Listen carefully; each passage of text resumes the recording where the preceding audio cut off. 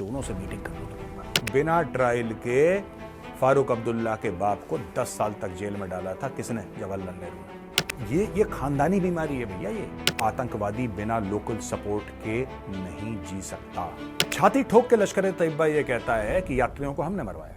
आज फिर वहीं पे सांप जो है अपना फन उठा रहे हैं। इनको फन कुचलने की जरूरत है।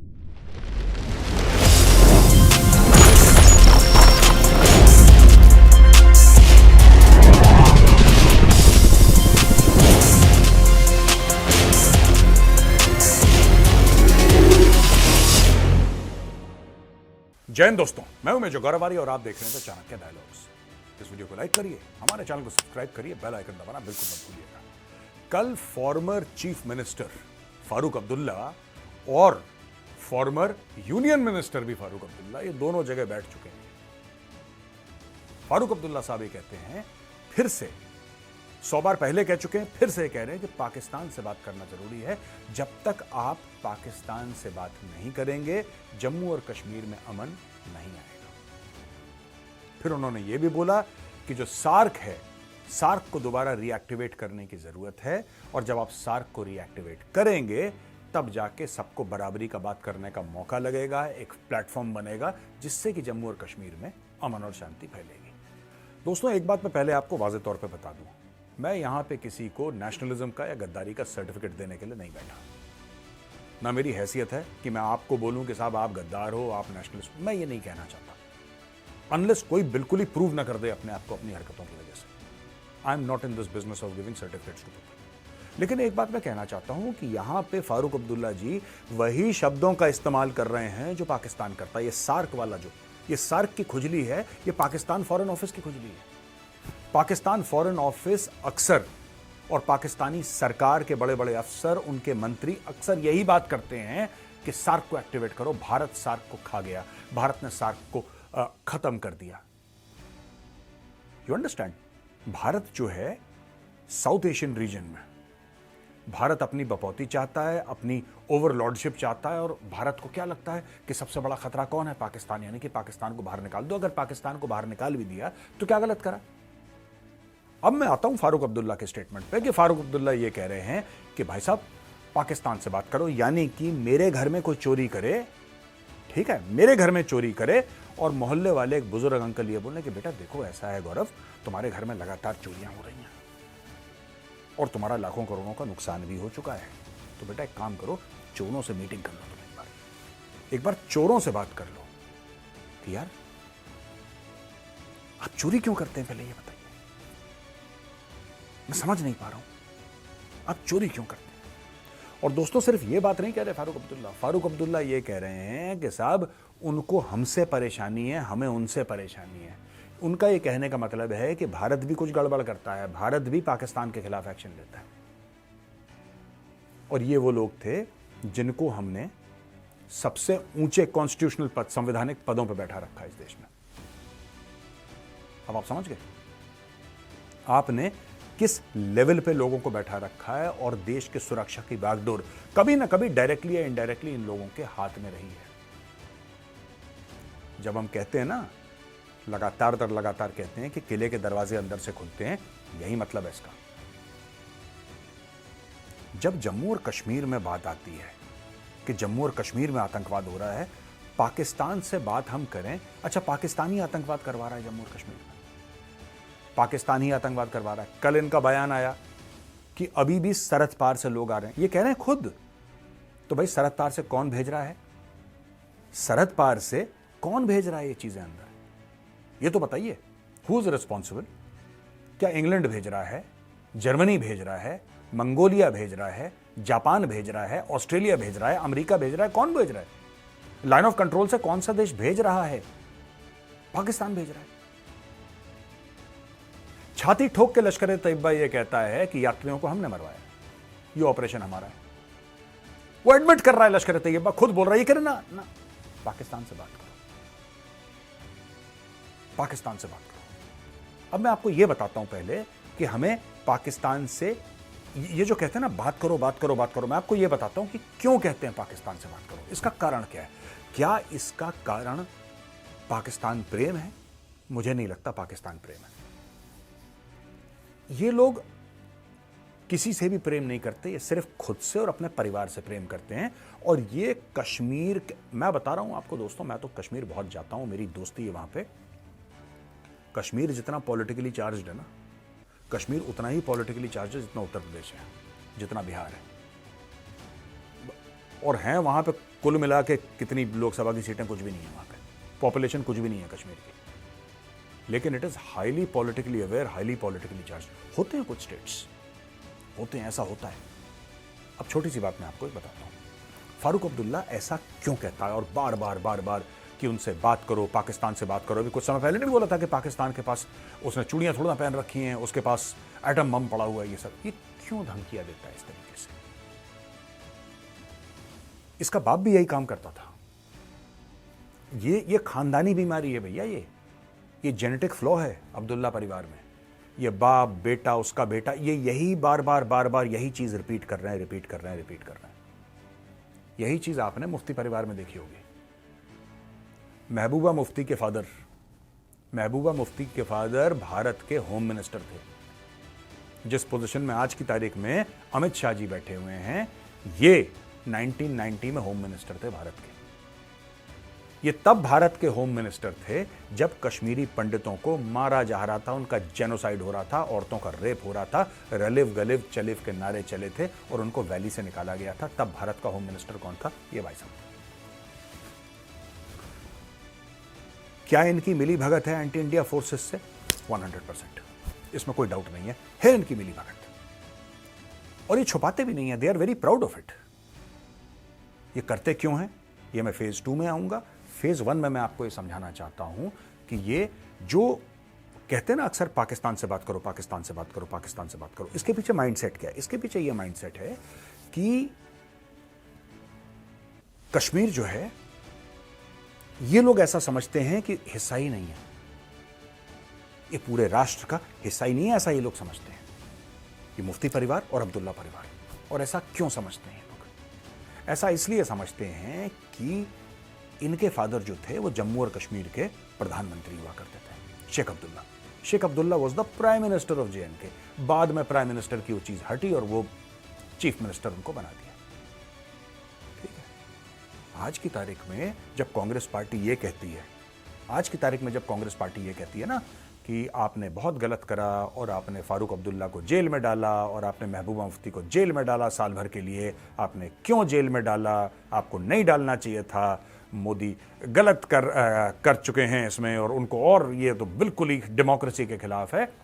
बिना ट्रायल के फारूक अब्दुल्ला के बाप को 10 साल तक जेल में डाला था। किसने? जवाहरलाल नेहरू ने, इसी फारूक अब्दुल्ला के बाप को। ठीक है, उसको 10 साल जेल में डाला था, प्राइम मिनिस्टरशिप उसकी पूरी उतार दी थी, डाला था। ये बात, ये हिस्टोरिकल फैक्ट्स है, मैं आपको बता रहा हूं। तो किसको आप डिक्टेटर कहते हो और किसको डेमोक्रेट कहते हो, पहले ये भी देख लेना। मैं ये नहीं कह रहा कि he didn't deserve to go to jail or he does not deserve to go to jail. I'm not making that argument. That is something else. All I'm saying is that कि कुछ लोग होते हैं जो सारे कांड करते हैं लेकिन चेहरे पर मुस्कुराहट होती है। ठीक है, कुछ ऐसे भी लोग होते हैं सारे कांड करते हैं लेकिन डेमोक्रेट बने रहते हैं। खैर, वो किसी और बहस करेंगे किसी और दिन दोस्तों। अब जब आपने कश्मीर को यह बता दिया कि आप तो बिल्कुल भारत का हिस्सा ही नहीं, आप स्पेशल हैं, आप अलग हैं, और आप बोलते रहे, उसको रीइंफोर्स करते रहे, तो एक बंदा बाद में यही सोचता है कि बॉस देखो ऐसा है, हम तो हैं अलग। और ये जो अलहदगी का माइंडसेट है, ये जो अलग होने का माइंडसेट है, ये जो विचारधारा है कि आप मुख्य धारा से अलग हैं, आप स्पेशल हैं, आप वीआईपी हैं। जो सूरज उगता है ना, सूरज जो उगता है वो अनंतनाग से उगता है और श्रीनगर में डूब जाता है, और कल सवेरे फिर वो अनंतनाग से उगता है और फिर श्रीनगर में डूब जाता है। जब आप बच्चे को डे 1 से यही पट्टियां पढ़ाएंगे तो वो बड़ा होकर यही सोचेगा कि हाँ, सूरज जो है अनंतनाग से उगता है और श्रीनगर में डूबता है। This is his world, this is his universe.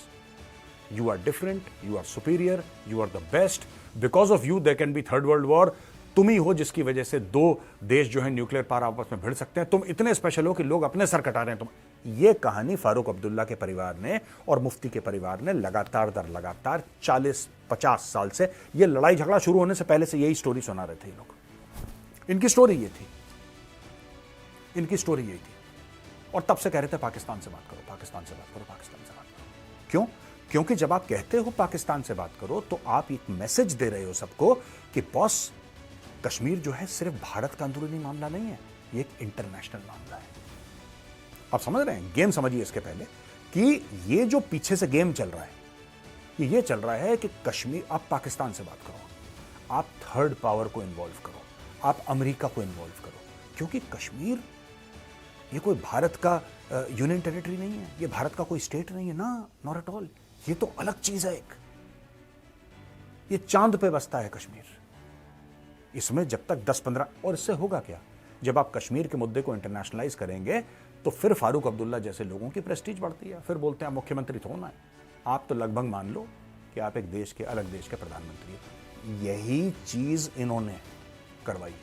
दोस्तों, आपको याद होगा 2017 में भयानक स्टोन पेल्टिंग हुई थी, बाई इलेक्शन चल रहे थे श्रीनगर में। जब बाई इलेक्शन हुए तो वो याद है जिसमें मेजर लितुल गोगोई ने एक बंदे को गाड़ी के ऊपर बांध के चलाया था, आपको याद होगा, बड़ा फेमस केस था, जिन लोगों को याद है, 5-6 साल पुराना केस है। Major Litul Gogoi of the Indian army, उन्होंने एक बंदे को गाड़ी में बांध के, उस समय बाई इलेक्शन हो रहे थे, पत्थरबाजी किसने करवाई थी? मैं किसी का नाम नहीं लूंगा भाई, मैं यहां पे किसी का नाम नहीं लेने वाला।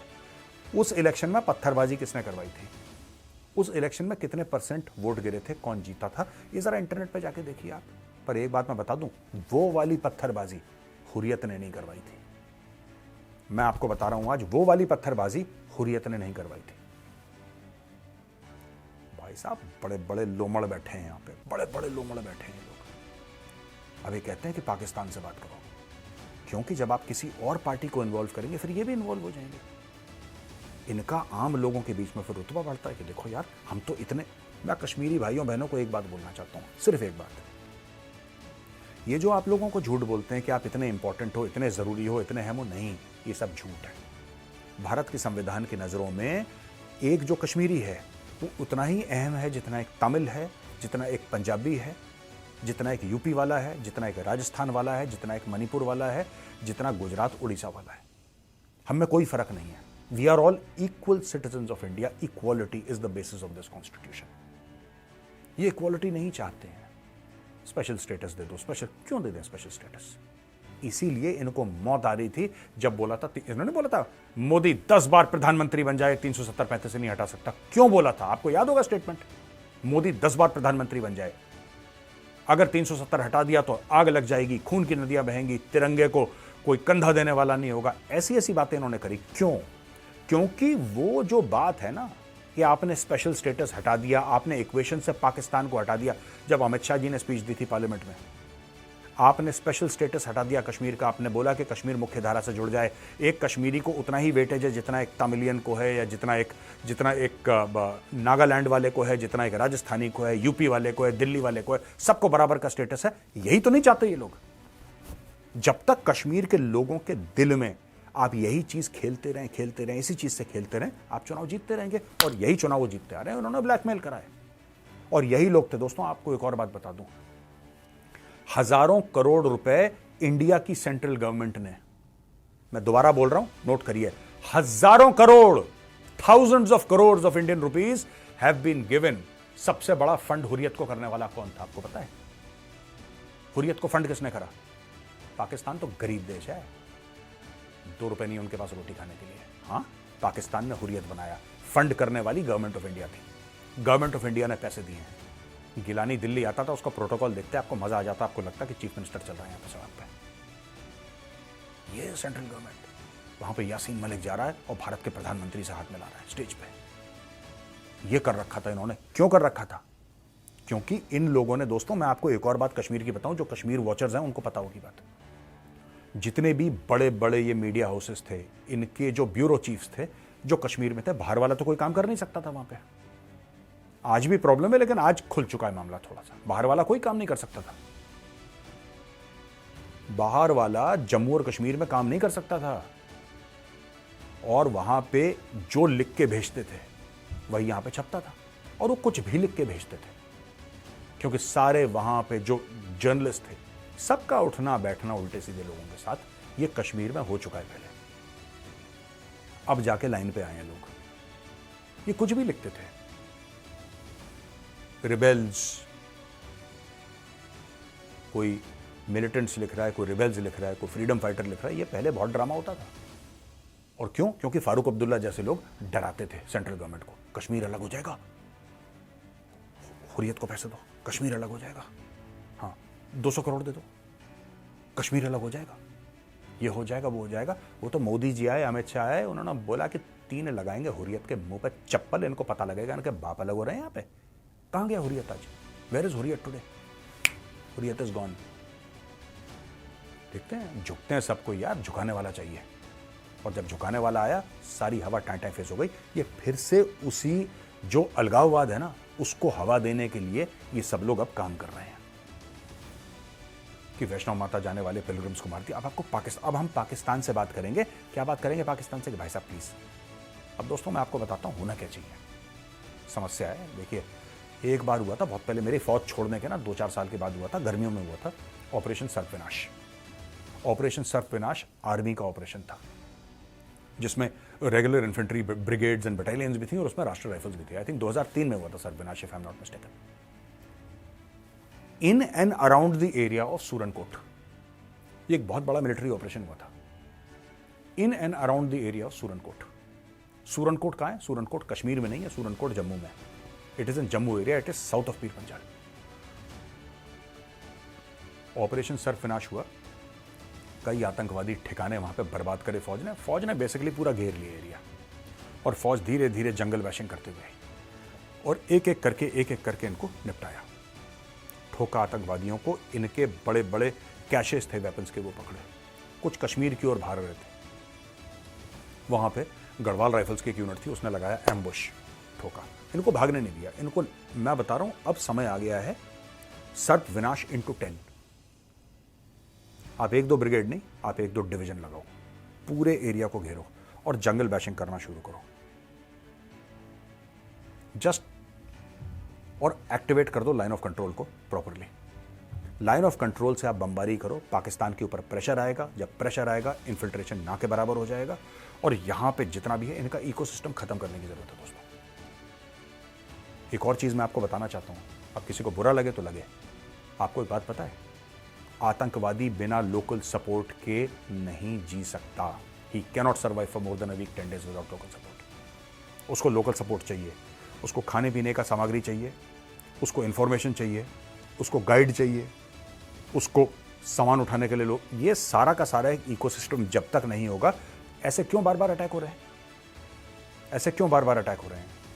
बार बार इसलिए अटैक हो रहे हैं दोस्तों, क्योंकि एक लोकल इकोसिस्टम है। इस इकोसिस्टम को डिसमेंटल करने की जरूरत है।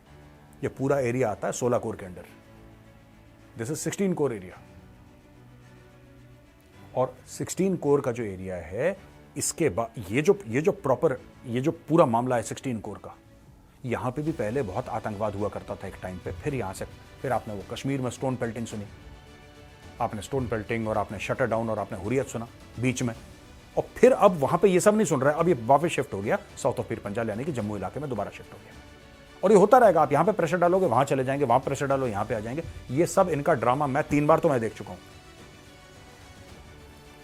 हमारे समय पे कश्मीर में आतंकवाद की खबरें नहीं आती थी, जम्मू में होता था, डोडा में होता था, किश्तवाड़ में होता था, ठीक है, इस एरिया में होता था, बिंबर गली में होता था, कृष्ण घाटी में होता था, और सबसे हॉट जगह थी सूरनकोट। मैंने 1999 में आर्मी छोड़ी, उसके बाद 2003 में, यानी कि 4 साल के बाद सर्पविनाश उसी एरिया में हुआ था, सूरनकोट में हुआ था। आज फिर वहीं पे सांप जो है अपना फन उठा रहे हैं, इनको फन कुचलने की जरूरत है। और फन आप कैसे कुचलोगे? आपको दोबारा एक सर्पविनाश से लेकर 10 गुना बड़ा, आपको पूरा साउथ ऑफ पीर पंजाल आपको क्लीन करना पड़ेगा। और ये सिर्फ आर्मी कर सकती है। ये कह रहे हैं मिलिट्री ऑपरेशन से कुछ नहीं होगा, फिर किससे होगा? ये क्या चाहते हैं मैं आपको बताता हूं।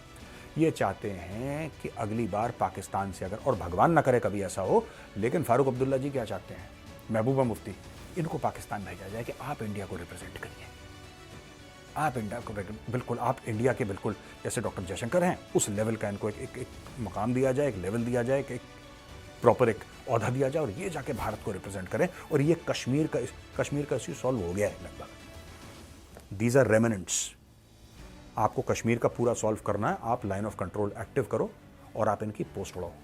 और जब भी कश्मीर में आतंकवादी घटना हो, एंटी टेररिस्ट ऑपरेशन मत करो, लश्कर और जैश को मत मारो, सीधा पाकिस्तानी फौज को भड़काओ आप, सीधा इनके सारे के सारे पोस्ट बने हुए हैं वहां पे। आपको ढूंढना भी नहीं है, टेररिस्ट को तो ढूंढना पड़ता है, आतंकवादियों को आपको ढूंढना पड़ता है, पाकिस्तानी आर्मी को थोड़ा ना ढूंढना पड़ता है, वो तो सामने है पाकिस्तानी फौज, आपको पता है कहां पे है। आप 15-20 साल से 50 साल से उसी पोस्ट को देख रहे हो, भड़का दो उस पोस्ट को, एक मारो उसके अंदर, ब्रह्मोस कहानी खत्म, thank you, good night, bye bye, tata, हो गया। क्योंकि जो इसके चालक हैं, ठीक है, जो इसके चालक हैं, अगर कोई गलत काम होता है, किसी कोई आप मकान बनवा रहे हो अपना, जब गलत काम आपको पता है कि कारीगर जो है वो चोरी कर रहा है, आप किसको पकड़ते हो? आप ठेकेदार को पकड़ते हो। आतंकवाद का ठेकेदार पाकिस्तान है। आप क्या कर रहे हो यहां पे? आप कह रहे हो नहीं, मैं तो जाके वो जो मिस्त्री है ना, वो जो लेबर है, मैं लेबर से लड़ूंगा। क्यों लड़ोगे लेबर से यार, क्यों लड़ोगे? यहां पे लेबर मैं किसको कह रहा हूं? जैश ए मोहम्मद को, हिजबुल मुजाहिदीन को और लश्कर तैयबा को मैं लेबर कह रहा हूं। और जो कॉन्ट्रैक्टर है, मेन ठेकेदार है, वो पाकिस्तानी फौज है।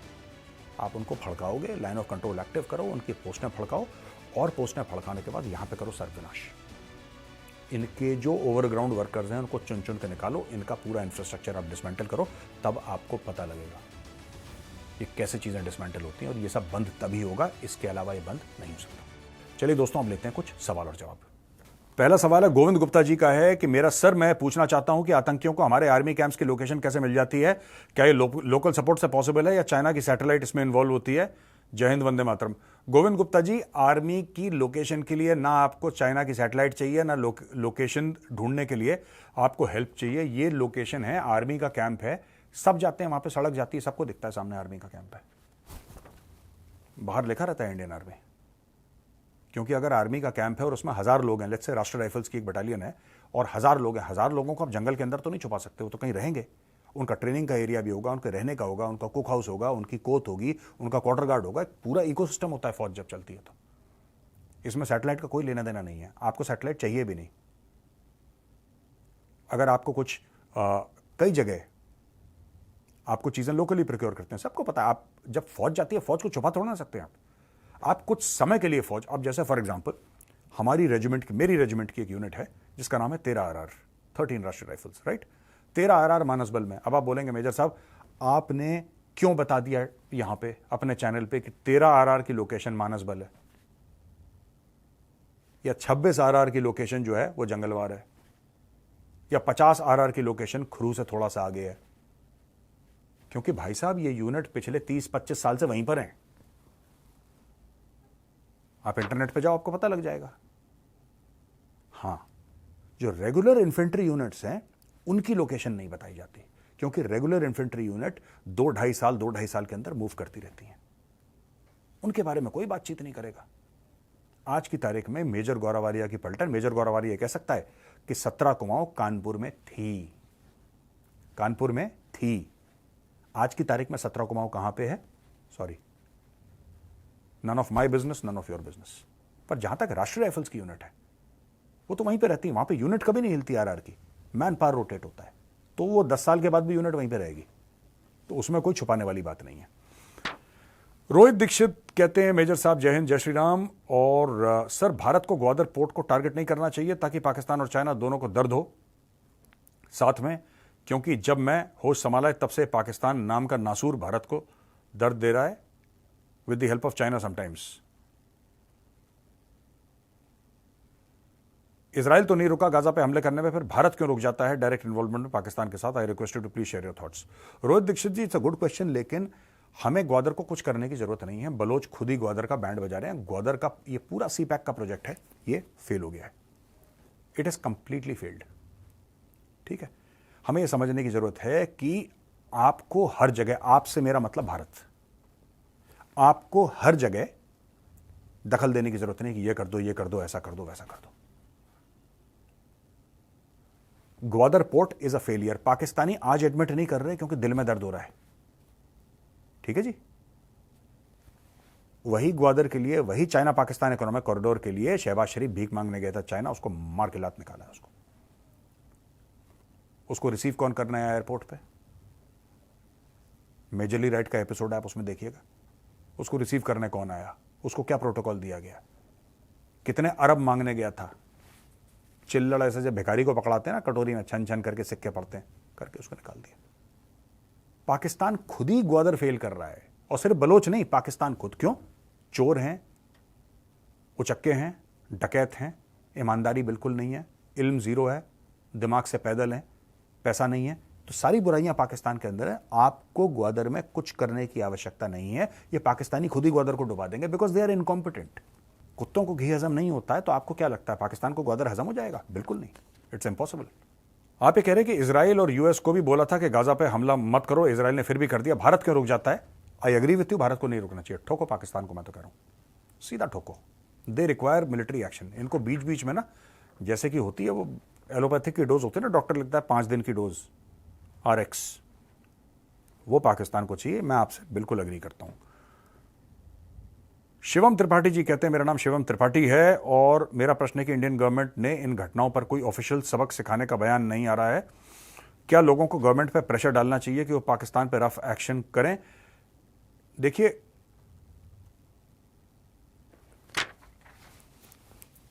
बयानबाजी से कुछ नहीं होगा। हम हिंदुस्तानियों की एक प्रॉब्लम है, हम बयानों से खुश हो जाते हैं। वी आर वेरी हैप्पी, यार बयान देते, क्या मजबूत बयान नहीं। जब सर्जिकल स्ट्राइक हुई थी, सरकार ने कुछ बयान दिया था? Not at all.